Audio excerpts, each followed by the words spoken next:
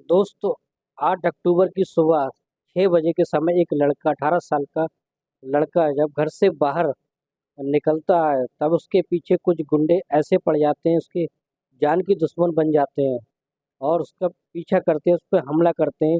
वो अपनी जान बचाकर अपने घर की तरफ भाग जाता है और घर जाकर फिर हाँफते हुए घर जाता है और जाकर वो कहता है कि संभल कर सावधान होकर अपने घर वालों से कहता है, माता पिता से और उसकी एक बहन होती है जो सरकारी टीचर होती है, उससे कहता है कि समझ जाओ, कुछ गुंडे मुझ पर हमला करने वाले हैं। तो दोस्तों, वो कोई और नहीं होता है हमला करने वाला, बल्कि उस सरकारी टीचर, सरकारी शिक्षिका का पति होता है। नमस्कार दोस्तों, मैं अफसर सिद्दीकी, क्राइम स्टोरी में आपका स्वागत है। आज हम बात करने जा रहे हैं एक ऐसी घटना के बारे में जिसे सुनकर आप तो हैरान हो जाओगे, दंग हो जाओगे कि इतनी क्रूरतापूर्ण कहानी है जिसके सुनने के बाद आपके दिल में जो है वो दर्द पैदा हो जाएगा। तो दोस्तों, ये घटना जो है वो मध्य प्रदेश के इंदौर के रहने वाले एक बिल्डर की घटना है। एक बिल्डर जिसकी उम्र 45 साल की होती है, लेकिन जब वो अपनी एक मैरिज पोर्टल होता है, मैरिज पोर्टल पर अपनी जो आईडी बनाता है शादी के लिए, और उस पर लिखता है कि तलाकशुदा, उस वो तलाकशुदा है, उसे पत्नी चाहिए, खूबसूरत पत्नी चाहिए। और इस तरह से वो अपना बायोडाटा बनाता है कि करोड़पति है और एक साल में करोड़ों रुपए कमाता है। तो हो ना हो, इस बात के बायोडाटा को देखकर, इस आईडी को देखकर कोई ना कोई लड़की या कोई परिवार वाला लालच में जरूर आएगा।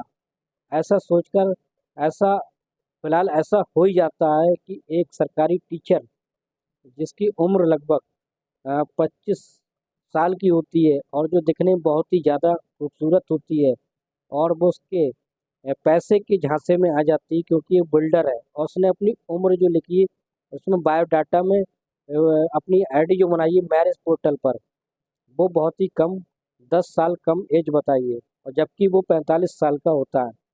और इस तरह से जो महिला टीचर होती है उसके मन में कहीं ना कहीं लालच आ जाता है और वो मैरिज पोर्टल की आईडी पे डायरेक्ट बात ना करके, बल्कि एक फेसबुक आईडी से उस लड़के को फ्रेंड रिक्वेस्ट भेजती है। फ्रेंड रिक्वेस्ट भेजने के बाद वो लड़का उसको एक्सेप्ट कर लेता है और धीरे धीरे उनकी फेसबुक पर बातें होने लगती हैं।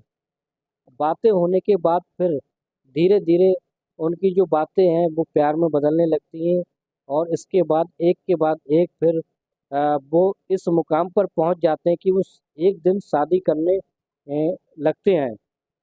और इस तरह से उनका एक बड़े से होटल में शादी का प्रोग्राम होता है। और ये बात है साल 2019 की। उनकी बहुत बड़ी शादी का प्रोग्राम होता है। और अब एक बात, ये इसको देखकर एक बात तो सामने आती है कि कोई ऐसी बात थी जो वो छुपा रहा था, जो बिल्डर था वो छुपा रहा था। उसका नाम राजेश विश्वकर्मा था और उस लड़की का नाम लता होता है, जो सरकारी शिक्षिका, सरकारी टीचर होती है। जब शादी के दिन उस लड़की वाले के तो बहुत सारे मेहमान होते हैं, माता पिता होते हैं और दूर दूर के रिश्तेदार होते हैं, लेकिन लड़के की तरफ से कोई नहीं होता लड़का, बल्कि अकेला ही आता है। इस बात को उसके घर वाले तो खुटक जाते हैं, जानने लगते हैं। और लड़की भी ये बात सोचती है कि ऐसी क्या बात है जो लड़का सिर्फ अकेला शादी करने के लिए आया, उसका कोई घर वाला नहीं आया। तो इस तरह से लता के घर वाले, माता पिता, उस राजेश विश्वकर्मा से ये पूछते हैं, क्या तुम्हारे घर से कोई नहीं आया, तुम अकेले क्यों आए हो, क्या तुम्हारे घर से कोई नहीं आया? और इस बात को वो छुपाने की कोशिश करता है। राजेश विश्वकर्मा कहता है कि मैंने घर वालों को सारी बात बता दी थी कि लता जो है वो हमसे गरीब है, इसलिए वो घर वाले राजी नहीं है, और वो कोई भी खुश नहीं है, इसलिए वो शादी में नहीं आए। इसलिए मैं चाहता हूँ मैं खुद ही अपनी शादी करके और बाद में उनको मना लूँगा। इतना कहते हुए लता और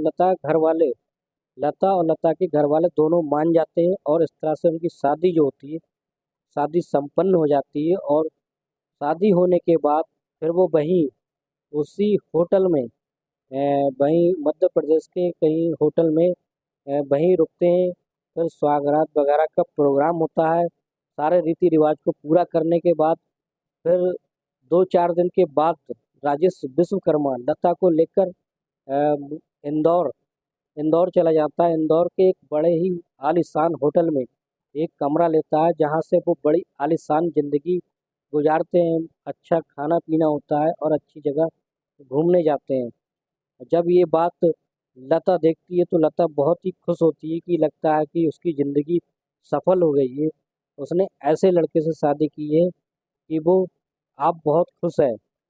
फिर उसके बाद 10-15 दिन उस होटल में, इंदौर के एक आलीशान होटल में गुजारने के बाद फिर वो अ, अपने एक फार्म हाउस पर, जो मध्य प्रदेश में ही उसका एक फार्म हाउस था, फार्म हाउस में उस लड़की को ले जाता है।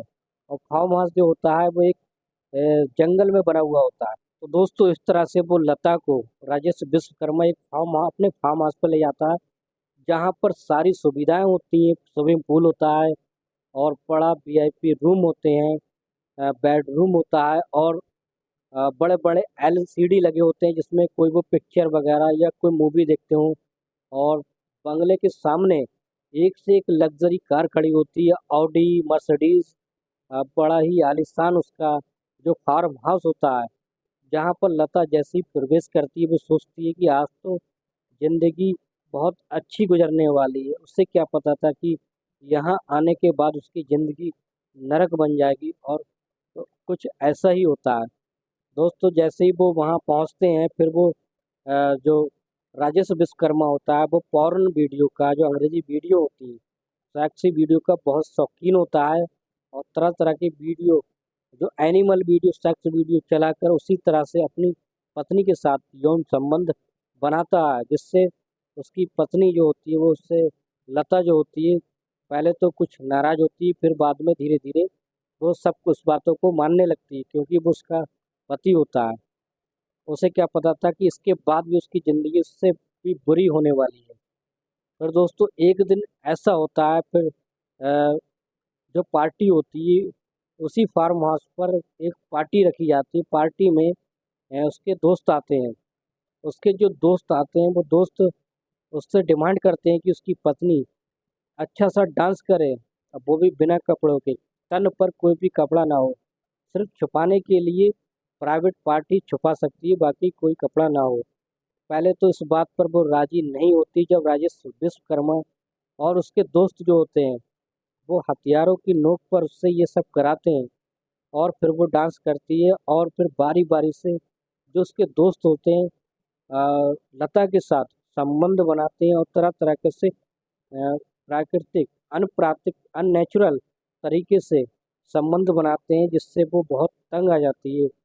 और जो सिगरेट होती है, सिगरेट पीकर उसके प्राइवेट पार्ट पर, लता के प्राइवेट पार्ट पर जलाते हैं, लगा लगा के निशान बना देते हैं। दोस्तों इसी तरह से अब उसकी ज़िंदगी जो है बहुत ही नर्क होने वाली होती है। फिर इस तरह से दोस्तों फिर अगले दिन फिर पार्टी होती है। फिर उसके 4-6 दोस्त और आते हैं।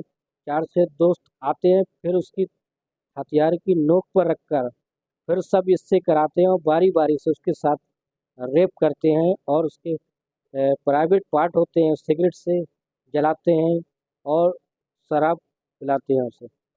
इस तरह से फिर दोस्तों कहानी आगे बढ़ती है, और फिर ऐसे ही चलता रहता है। इसके बाद 10-12-15 ऐसे दोस्त आते हैं, सारे के सारे उसके साथ गंदा व्यवहार करते हैं।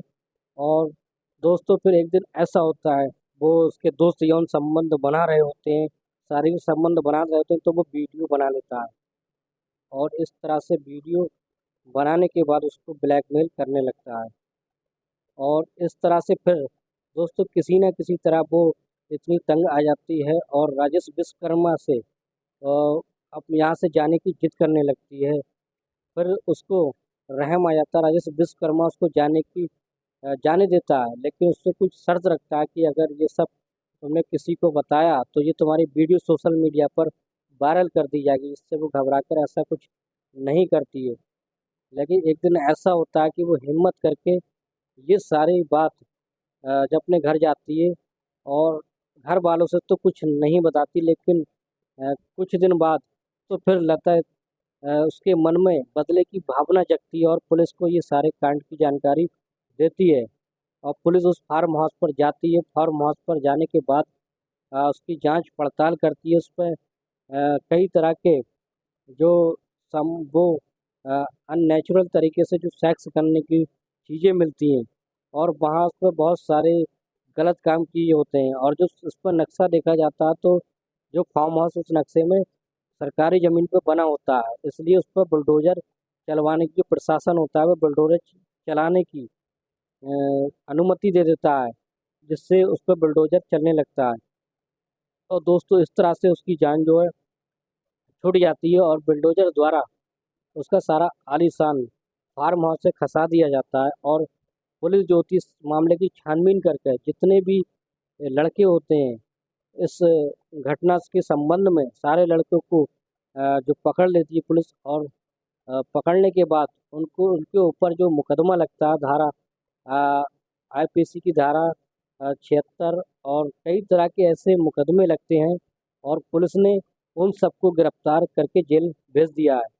और इस तरह से राजेश विश्वकर्मा की जो एक और पत्नी होती है, पहली वाली पत्नी, जो अब निकल के आती है जिसकी जानकारी पहले किसी को नहीं होती है।